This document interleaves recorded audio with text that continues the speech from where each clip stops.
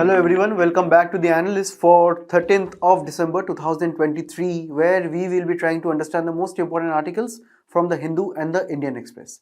Now, looking at the table of contents, we find that the very first article is regarding the appointments to the Election Commission of India, because recently the bill related to the ECI has been passed in the Lok Sabha and the Rajya Sabha. In the next one, we will be looking at recent discussions regarding the India-Bangladesh border and the overall India's border issues. In the next one, we will be looking at the very important terms in news related to climate change, that is the unabated fossil fuels and the various technologies and the controversies regarding it. Then we will be moving on to another important bill in discussion, that is the Advocates Amendment Bill of 2023. And finally, we will be wrapping up the session with a discussion on the Deputy Chief Minister and the various aspects of it in the Indian polity. In the very first article, we will be discussing about a very important institution of India's democracy, that is the Election Commission of India. And here we were hearing various instances of some amendments being proposed to the appointments of the body. Now let me remind you, Election Commission of India is a constitutional body. That means the origins of Election Commission of India is directly written in the articles of the Constitution. And here it is very important to consider the GS2 section of appointment to various constitutional posts, powers, functions and responsibilities of various constitutional bodies. And regard to these only, we have to understand the context is that the government of the day has retained the status of Chief Election Commissioner, hereby referred to as the CEC, and the other members of the Election Commission, they are known as the Election Commissioners, and they are being retained of their status at par with the Supreme Court judge. Earlier, the amendments were proposed that their status will be at par with a cabinet secretary, which is generally a bureaucrat in the top circles of bureaucracy. And thereby many experts, many former election commissioners, they raised objections that if the status of the Election Commission of India and its officers would be reduced to that of a cabinet secretary, it would not have the same dignity, it would not have the same importance as it was earlier, equal to that of a Supreme Court judge, because we have to understand, as also I introduced this, that ECI conducts the elections and ECI is the protector of India's democracy, because it conducts the election of the world's biggest democracy, and elections need to be free and fair and be unbiased and also be untethered from any political affairs of the day. And that is why we need to discuss a little bit about Election Commission of India in the very beginning. See, the ECI draws its powers from the Article 324 of the Constitution of India. Hereby, you have to understand the ECI is in charge of superintendence, direction and control of the Indian elections. And where are these elections held? They are the elections for the parliament, be it the Lok Sabha or Rajya Sabha. They are also the elections at the state level or the elections for the state legislative assemblies. It also holds the election for the office of the President and the Vice President of India. So we can understand that it is a very, very important body, primarily because it conducts the elections, which are the lifeblood of every democracy. And here we have to look at some specific articles and the specific provisions of this particular constitutional body. Now, according to Article 324(2), we have to look at the composition of the commission. The composition of the commission, it means how many members are there, what are the members are in order of their hierarchy, who appoints them and so on. So we have to understand that at this present moment, the President appoints the Chief Election Commissioner, the CEC, and the other election commissioners, the EC. And the main norm, the main mode of appointment that is followed right now is that the Law Minister of India, the Law Minister of today, will be suggesting a pool of candidates to the Prime Minister. Then the Prime Minister will be advising based on one of the candidates or two or more of the candidates in case of the CEC and the ECs, and the Prime Minister will be forwarding the name to the President of the India, and thereby the President will be appointing the CEC or the EC. This is a simple way which is followed right now. And here we have to understand how will the law minister select that pool of candidates and what should be the criteria for that. That qualification is not in the Constitution of India. It is not mentioned what should be the qualifications of the persons for the post of CEC and the EC. But there are some of the provisions, some of the terms of tenure which have been mentioned. That is, the CEC or the EC should be serving a term of 6 years or up to the age of 65 years of the concerned person. And here, that person of, say, the CEC or the EC, they can resign anytime, or the CEC can be impeached in the same order that of a Supreme Court judge. That means we have to understand, since ECI is a very important body, it is said that the same removal procedure of the CEC and the EC both, in accordance with the Supreme Court judge, reflects that it is showing a notion of the independence of the ECI, because the impeachment process of a Supreme Court judge is a very difficult one, and also it protects the tenure of the CEC, and it is directly implying the fact that the officers can be courageous and brave in their actions. The status, salary, perks according to the Election Commission Act of 1991 has been kept equal to the Supreme Court judge, because we have to understand they are very important dignitaries in public life. And according to Article 324(5), the removal of CEC can only be done by a presidential order in the case of impeachment in the process of a Supreme Court judge. And here, with respect to the other members apart from the CEC, only the CEC can recommend the removal of the other ECs, and this is also a provision of that.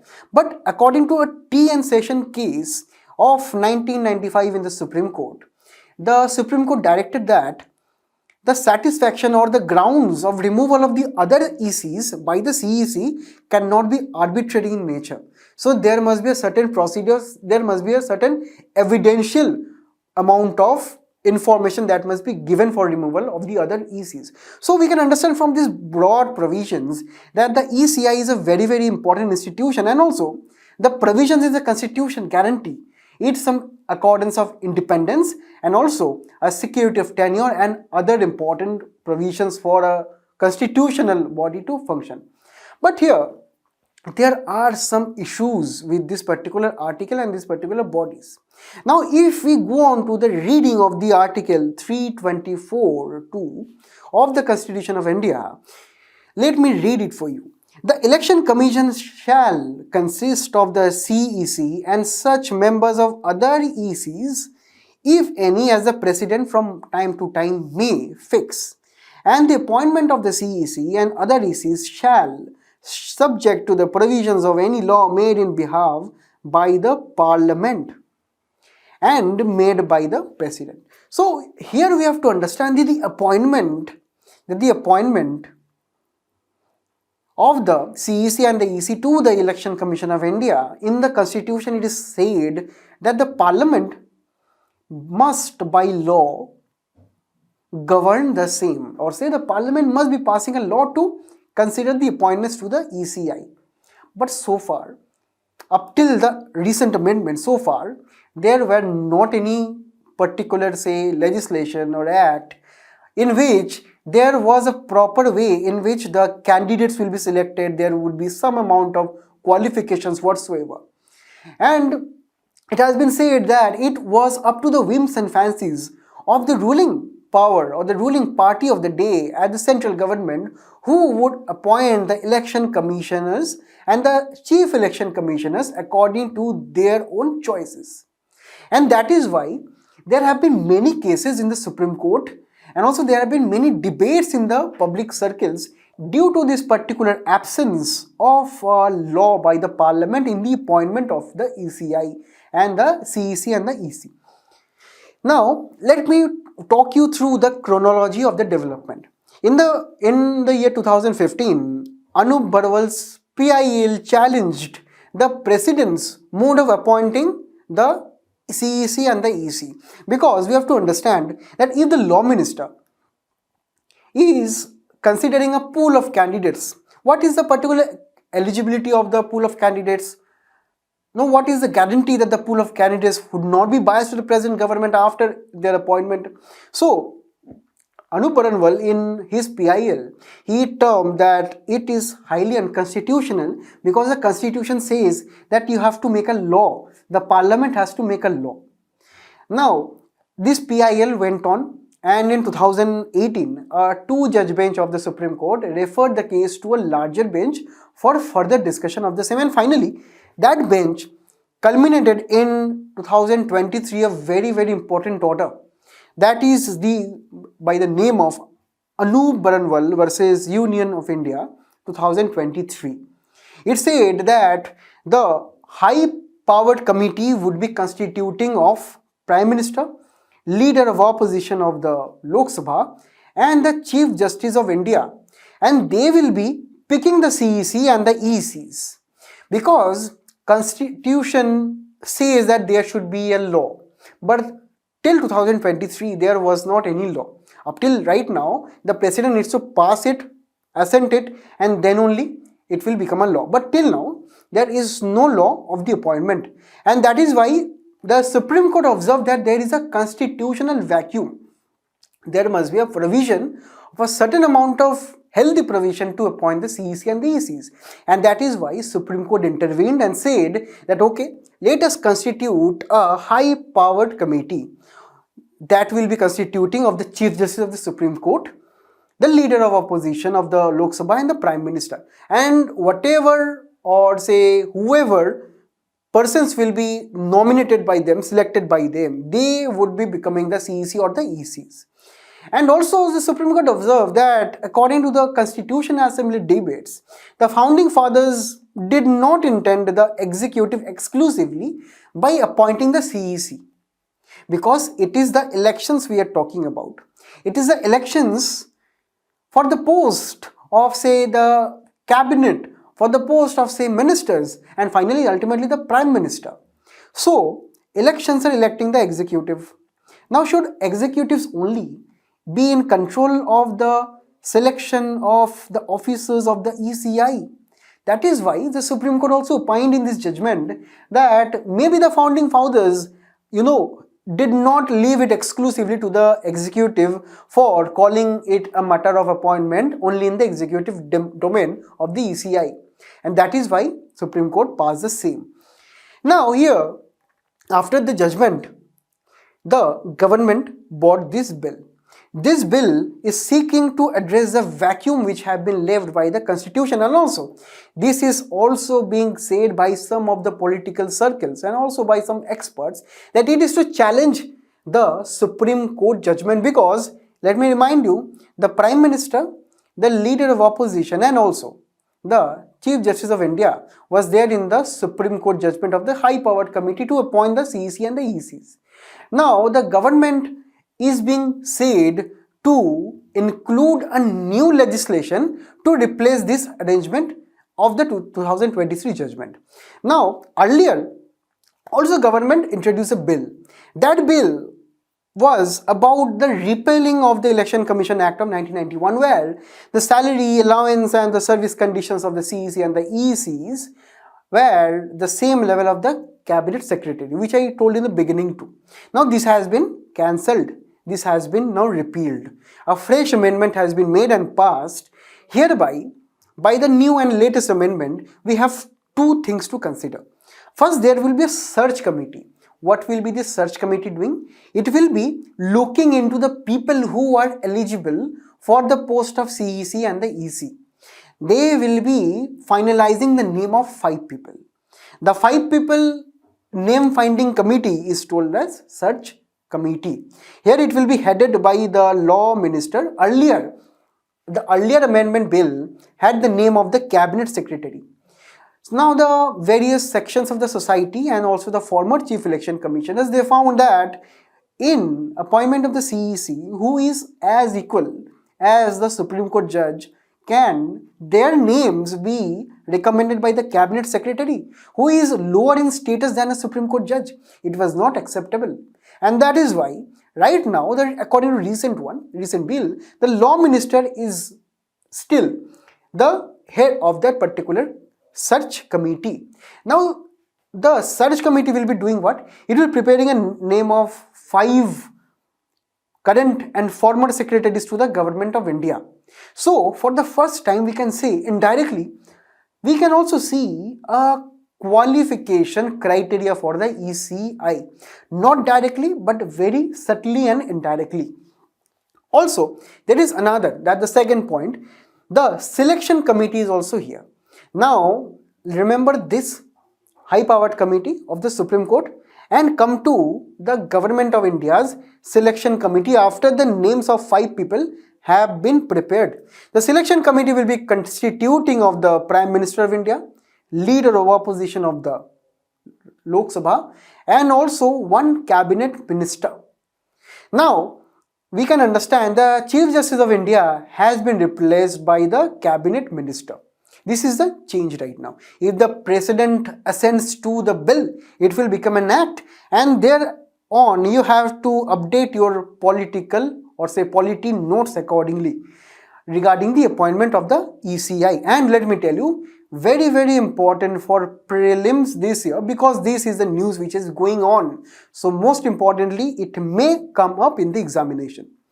And last but not the least, ECI is being also granted immunity to its officers, say the CEC and the ECs, in terms of protection while in office. The particular bill is constituting this particular paragraph, as we can read and as I am reading to you. The protection is like this: notwithstanding anything contained in any other law for the time being in force, no court shall entertain or continue any civil or criminal proceedings against any person who is or was. This is very important. Presently, who is the CEC or other ECs, or previously who was the CEC or the ECs, for anything or word committed, done or spoken by him while in the course of acting or purporting to act in the discharge of official duty or function. So it means essentially simply that if a CEC and EC, while that person was in office and while she is also retired and also maybe kind of serving right now, she cannot be prosecuted for anything that will be done while being in office. So this is also a kind of protection, because we have seen many a time the Supreme Court, the High Courts, they summon the ECI officials for various matters, and that may also be interfering with the election duties. So the government, to protect them, has brought in this particular amendment too. So these were all the important points to be discussed here. In the next one, we will be looking at India's border issues prominently due to 2 things. Firstly, the recent winter session of the parliament is discussing about the various issues at the India-Bangladesh borders. Recently, a prominent member of parliament also opined regarding the same in the parliament. Next, the Solicitor General, while the Supreme Court is hearing the cases regarding the Citizenship Amendment Act, the Supreme Court also observed that the Union government has taken multi-pronged steps to secure the India-Bangladesh border, but there have been some issues, particularly from the government of West Bengal regarding the border settlement here. Now, the very important issue, particularly from GS3 aspects, where the word border areas are particularly mentioned. And let me remind you that in the PYQs, there have been many instances where UPSC has asked questions regarding the countries, regarding the various issues of border related aspects in your mains. So you must be particularly looking out for those events which are prominently in news related to border management for your internal security. And mostly the internal security questions are highly motivated from current affairs too. That is why we need to look at this. Now, giving a very brief overview of India's borders and also some prelims information for the bordering nations and about the largest and the smallest borders that India has with the neighboring nations. Let me tell you, India has around 15,000 1,200 kilometers of land borders.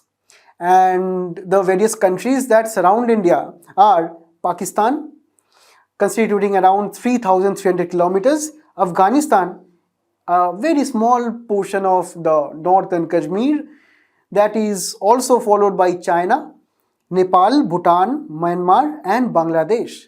So these are all the land borders.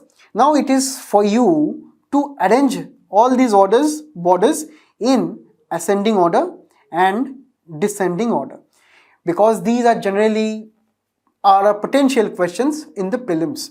Now let me tell you, when we are talking about borders, we are not only considered about land borders. There are also other kind of borders too, right? Yes, you guessed it correct. They are the sea borders, or say the marine borders. India almost has around 7.5 thousand kilometers of mainland coast, and also let us not forget the islands too, because we have the Andaman and the Lakshadweep Islands, and they also considered to be around 2,000 kilometers in their perimeter, say borders. And let me tell you, in India, there are 5 states which do not have any land borders or any maritime borders. These are these inland states. And let me give you all a very good homework. In the comments, give me the list of these 5 states which do not share any land border or any sea border. And also, give me the name of that state which is double landlocked. Let me all read the comments who are very diligently watching and also paying attention to the discussion. So please do let me know in the comments. Now, let us discuss the various issues with respect to various countries right now. As we can see, this is the particular stretch of the northern borders that we will be concentrating on here. And also we can understand that we have the Pakistan occupied Kashmir here. We have the Aksai Chin, which is also say controlled by China. Then we have some issues with Nepal related to these amount of areas, related to various issues due to shifting river valleys in the Nepal-India border, but prominently the Kalapani and so on. So starting with India-China, we find that China is increasingly becoming very aggressive internationally, not only in India. But in India, when it comes to India, we find that China is almost, being aggressive with India in all parts of the border. That is the western sector, which is the northern section of Indian border, the central sector, and also the eastern sector, which starts from Sikkim and ends at Arunachal Pradesh. So China is being belligerent and very aggressive in almost all the sectors here. And through the various crises, as we have seen before, the Doklam crisis, the Galwan Valley crisis, and also some of the recent skirmishes, some of the recent developments by China, reference to infrastructural, say, roads, villages that are also built by China well beyond India's borders. These are some of the issues that India is facing from China. Then with respect to India-Pakistan, we can understand that there is a large amount of cross-border terrorism and also high amount of non-state militancy in Kashmir inspired by Pakistan. And this is also a cause for hostility in particularly Kashmir region, and also indirectly in almost some parts of the country too, related to terrorist attacks. There are also arms and drug smugglings and also fake currency rackets, which is also causing concern. Regarding the India-Bangladesh border, there are issues of illegal migration from Bangladesh into India. That is putting a huge resource crunch on the part of the government and also the local people, often resulting in violence and often communal riots too. Then there are some issues with smuggling of cattle and human trafficking, especially along the West Bengal and the Assam region. There have been many instances where cattle like cow are smuggled and also thrown away in inhuman ways, in ways that we cannot also imagine. So these are also some issues which are being faced.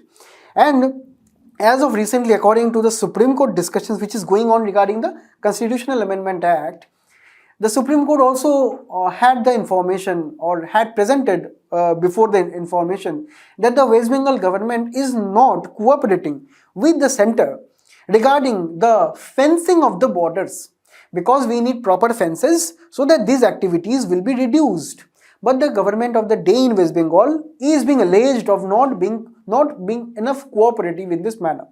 Then there are some land acquisition issues also. We have to understand land acquisition means that the government is taking a portion of a land by the people for its own use. And what is the use in this particular case? It is for the safeguard of borders. So there are some land which are on the periphery of India's and Bangladesh border. So what the government does is generally acquires that land and builds fences over them. But there are some issues with respect to the state administration here, because land is a state subject. Now coming to the India-Nepal border, we find that the Himalayan rivers crisscrossing the Nepal and India's borders in that particular region are very complex to understand, because these rivers often shift their courses. And India's and Nepal border back in the 1800s and also the 1900s, they were primarily determined on the course of Himalayan rivers.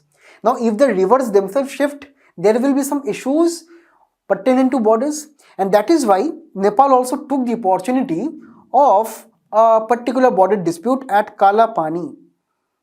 Because due to various historical justification and the present course of rivers, Nepal claimed that Kala Pani, which is inherently a territory of India, is their own territory.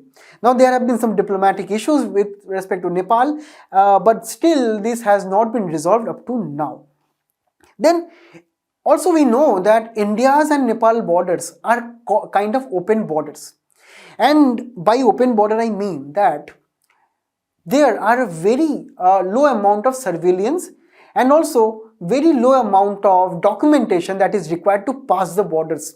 That is often majorly illegal, but this is a thing that is going on for decades. And due to open borders, it is a very free way, or say it is giving a free hand to the criminals, to the fugitive economic offenders, to the various smugglers and the various gangsters to mobilize their own economic activities, and that is also causing a threat to India's border security. Then when we go to India and Myanmar border, we find that many of the northeast insurgents, they find safe haven, or say they find safety from Indian authorities, and they escape the authorities in Myanmar, because the borders surrounding the borders of India and Myanmar, they are thickly forested, and it is generally these particular advantage that the insurgents used to hide in Myanmar. And also we know that there is this infamous Golden Triangle area of the Southeast Asian region, which connects countries like Myanmar and Laos, Cambodia, infamous for drug trafficking. So majority of the drug issues in the Northeast India, it is due to this Golden Triangle paradox. And finally, we have also to look at these challenges along the coastal and island regions, because if we remember the 26/11 terrorist attacks on Mumbai, it was primarily taken out, the operation was taken out via the sea by the terrorists. Also, we find that there are many isolated islands in Lakshadweep and Andaman Nicobar Islands area where the government is not present prominently, and this is being utilized or semi-utilized by these non-state actors or say terrorists to find safe haven in these islands and operate remotely from these isolated islands too. So, they are also a cause of concern. And that is why we have to understand the importance of effective border management is very, very prominent. Firstly, to combat counter-terrorism, and we have to bring in effective border management, because terrorists from say the Pakistan region, from the Myanmar, say the insurgents, we have to stop the movement of their arms, particularly from the borders. Then we have to also limit the amount of organized crime such as drug, human trafficking, smuggling and illicit trade. These are all the organized crime which have complex underworld networks, channels, people, dignitaries, and that is what is fueling the unrest in many of the states, that is the northeastern states and also in the state of Punjab too. So these are the issues that we have to combat. Then it will also help us in suppressing cross-border insurgency. The insurgency right now is being, some of the allegations is being seen from the Khalistani supporters from the northeast states. The insurgents located there, they're also being, advocating separatist movements and so on. So we have to totally stop those things. And we have to understand it is about preserving the sovereignty of India. Maintaining a clear and secure border is always about maintaining the territorial integrity of the nation, because the idea of India is not only, say, in the imagination of the people, it is a geographical area and the government of the day has a responsibility to protect the same. Then we have to understand it is also about regulating migration, because India is a developing country by 2047. According to many experts and international bodies, India is expected to be a developed nation.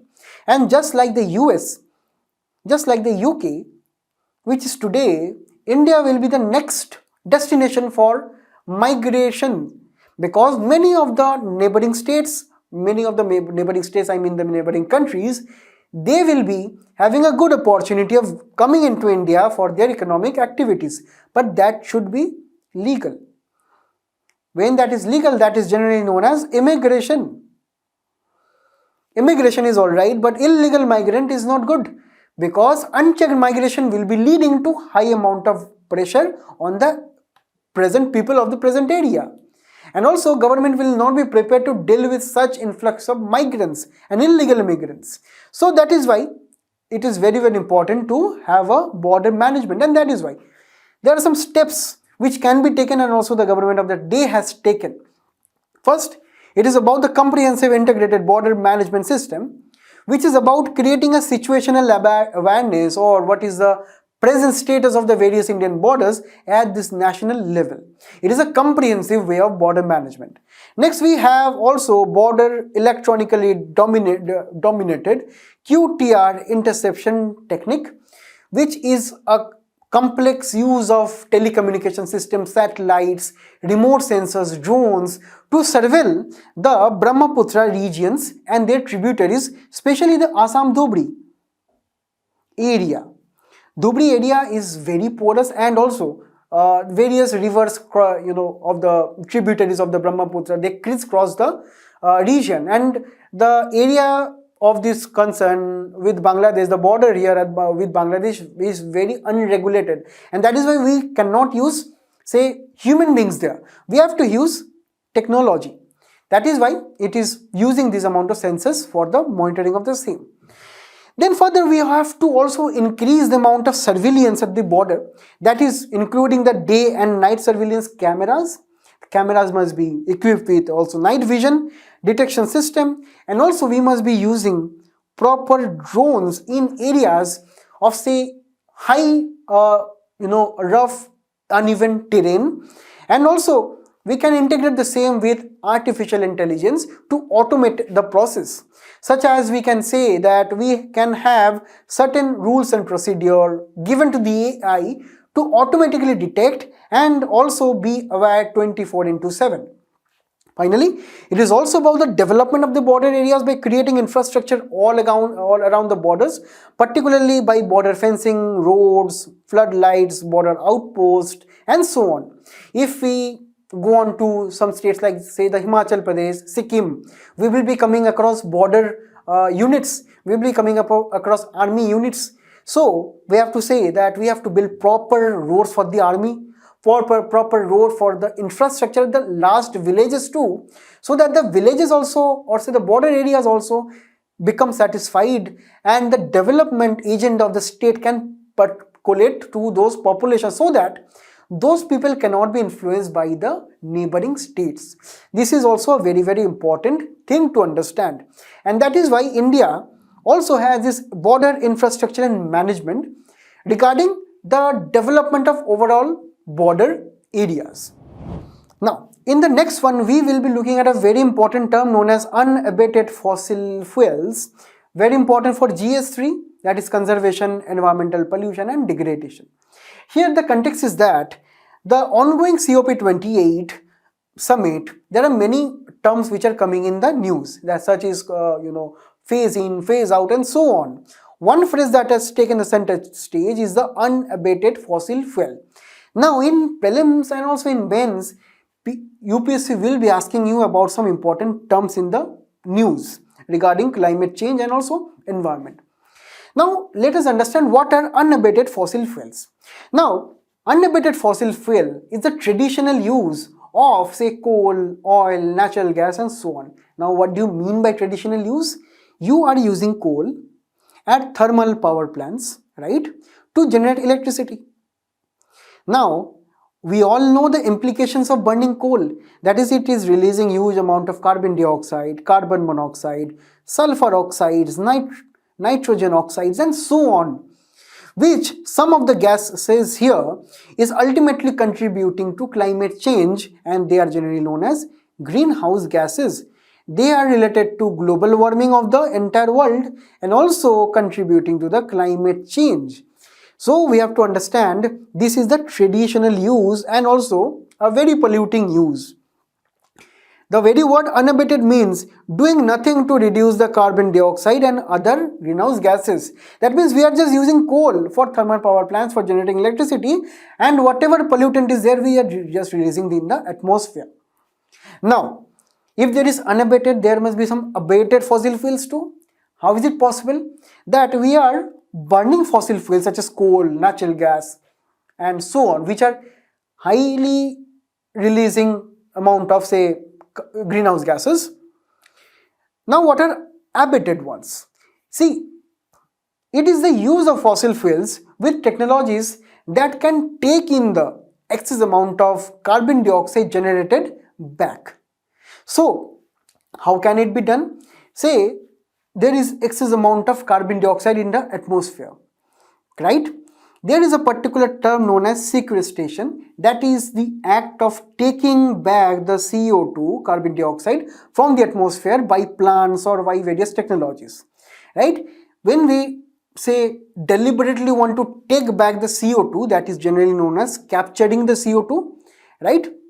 And also we can utilize it, utilize the various amount of CO2 and also convert it. We can use various amount of say bioenergy or say biomass such as crop and stubble and so on, and also algae which can take back the CO2 from the atmosphere. We can also use various chemical synthesis, carbon mineralization, by which we can take back the amount of CO2 that is being present in the atmosphere, and that is deliberately. So the biggest benefit here we can understand is that while we are still burning fossil fuels, the net impact on the overall climate is being taken back, or the net impact is very low. Also, there is another way of using this abated fossil fuel is enhanced oil recovery. Now, when we do oil extraction, not all of the oil is being extracted. There are some amount of waste material which is also being laid back. So what is the process here? If we can supply excess CO2 in those reserves, the excess amount of oil, all the waste will be coming out, and here we can use it for our own purposes, such as say running power plants run by oil. So these are the three ways in which we can use abated fossil fuel, that is by emitting the carbon dioxide and also taking all of the carbon dioxide back. That is the very simple way to do so. The benefit is that it is reducing overall greenhouse gas emissions because whatever is given out is taking back. Then it is also allowed for the continued use of fossil fuel, because this is a very important debate that is going on, whether fossil fuels should be phased out completely or not. But the developing countries, the poorer nations, they cannot afford to do so. Why? Because they do not have enough resources and technology to do so. They have to running the power plants with coal and oil with, say, less amount of technology, because they do not have the same and the money to do so. So the burden of, say, transitioning to a clean or green economy by using solar plant, renewable, which are very costly to set up, right? The countries must realize that they can continue the use of fossil fuel by using abated fuels. So this is an option for the developing countries. Then it is also creating new jobs and new economic opportunities, because the capture, utilization and conversion of the abated fossil fuel is a separate industry altogether. They require technologies, and that is where new opportunities and jobs will be created for the people also, and beneficial for the economy too. Now here, using carbon capture and storage technology, that is the thing that we discussed here about the taking back of carbon dioxide, the International Energy Agency has a roadmap for it. That is, by 2010 level, we have this amount of 1000 watt hours of power, or say power, which is driving the electricity all over the globe. We have unabated coal, unabated natural gas and oil, which are heavily polluting. Unabated means these are heavily polluting and used traditionally. And via fixing some targets of, say, by 2023, right, by 2025, 2030, 40, 50, it is being expected that by 2050, almost all of the power plants of the entire world, they will be transitioning to a technology where carbon dioxide will be definitely be emitted, because there are many countries which cannot afford clean energy, and also the, say, renewable solar energy, they are very difficult to set up, and that is why they will be using carbon dioxide or, say, fossil fuels. But the carbon dioxide will be captured, and the net CO2 in the atmosphere is approximately 0 by 2050 levels. It is being said nearly all remaining plants will be retrofitted or, say, modified with CCUS, or carbon capture, utilization, storage, or fully converted to low emission fuels. So this is a good roadmap to also quote in your answers. Now here, the carbon capture storage technologies are beneficial. According to International Energy Agency, the modern CCS technology can capture around 90% of the CO2.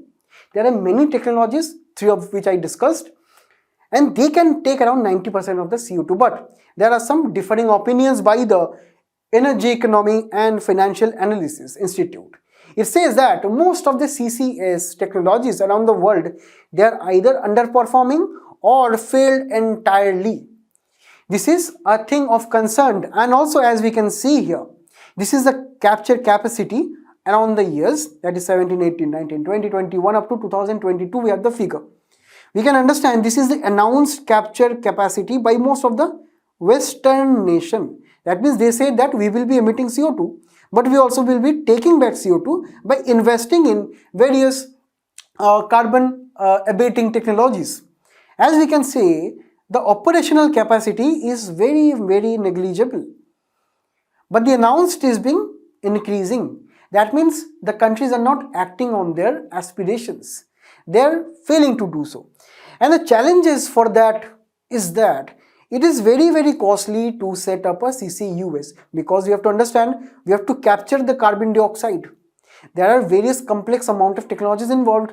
We have to store the CO2 also.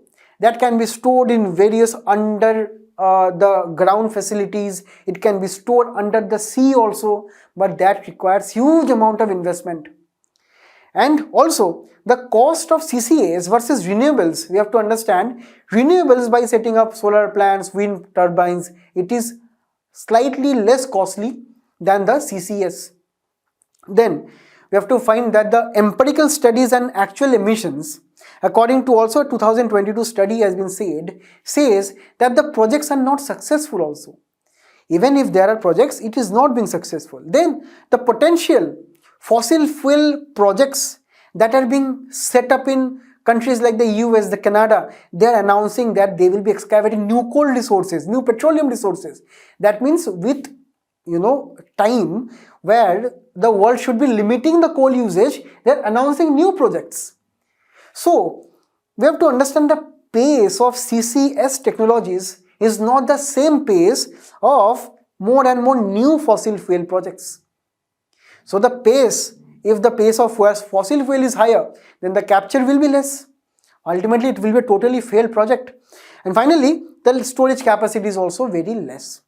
And that is why we have to consider some of the future events. See, by 2050, we have to ensure that amount, or say around 50% of the entire global arena, they should be powered by CCUS technologies, right? This can also include other clean resources like hydrogen, bioethane and ammonia.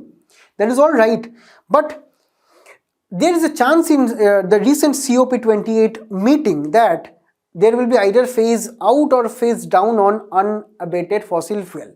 That means either it will be totally completely banned, or it will be committed that it will be phasing down gradually over a period of time.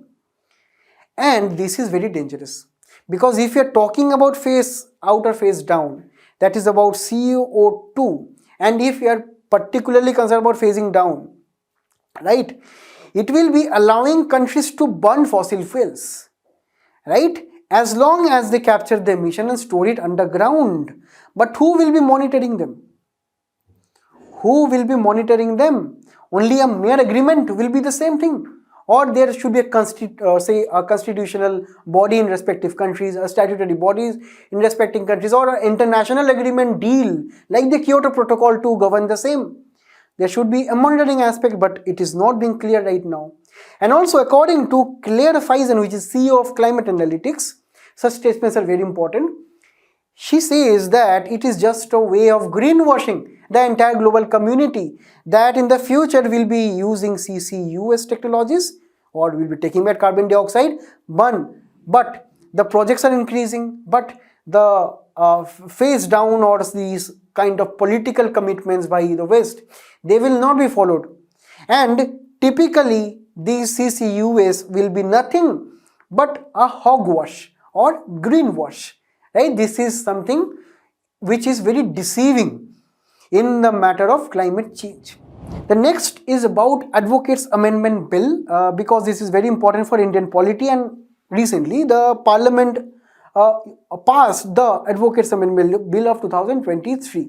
Now this is a very brief discussion. Let me just explain you through a very simple example.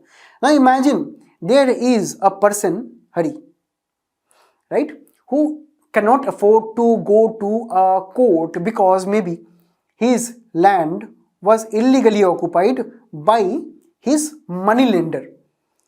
Now Hari will be approaching the local court first, or Hari may be also be aware of the High Court or the Supreme Court in this manner. So initially he will be approaching the local court, and when he will be approaching the local court, he will be very confused, because he will be seeing too many lawyers in black and white coats, and they are roaming around and they are talking to various potential clients, and Hari is very, very petrified and very, very uncomfortable looking at them, because always a legal issue is uncomfortable, and seeing a large amount of people in front of courts is also quite confusing for him. So what Hari does, he goes and walks up to one of the persons, and that person is not a lawyer, is not an advocate, is not a legal professional. He is something who is known as a tout. Now tout was introduced by the Legal Practitioners Act of 1879. Now who is a tout and why Hari approached him? Because the tout told that, okay, I will be giving you back your land and talking to a money lender and so on, but he is not the lawyer. The tout has many of his friends who is a lawyer, or who is an advocate, who is a registered legal practitioner, but this particular intermediary is not. Now there have been many issues related to these touts, because they generally harass the potential clients like Hari. They take excess fees from them. They expect various margins from the legal practitioners. Effectively, it should be the case that the legal practitioners here, they should be directly being connected to people like Hari. People like Hari who are, say, poor, who are not aware of the legal system. But the touts take advantage of this intermediary middleman system and they extract profit from the same. That is why, according to recent bill, every High Court district judge, sessions judge, district magistrate and revenue officer may time to time public list of touts. The touts were present in the Legal Practitioners Act earlier, and this was a very colonial feature. Back then in 1800s, the touts were legal and they can introduce the clients, but right now they are taking advantage of the potential clients. Now there are proper imprisonment and also fines up to 100 or both. So the benefits is that it is repealing a colonial act, and also it is about inclusion, legal inclusion, which is also enshrined in the directive principles of state policy, because the lower sections or the lower economical sections of the population, they already cannot afford lawyer, and these touts add to the cost of the cases. Now finally, we will be concluding discussion with Deputy Chief Minister, because this is a term which we can see in the news specifically after the announcement of the recent state elections results. At present, there are 11 states who are having Deputy Chief Ministers. In Northeast, where there are multi-party coalitions, these are the norms, and 4 of the 7 states in Northeast, they have Deputy Chief Ministers. This is very important polity for us to consider. But we must consider here, is this term present in the Constitution? No. Neither in case of the Chief Minister nor in case of Prime Minister, we have a Deputy Chief Minister or Deputy Prime Minister mentioned in the Constitution. According to Article 163(1), there shall be a Council of Ministers with the Chief Minister at the head to aid and advise the governor. So we find no deputy word mentioned here.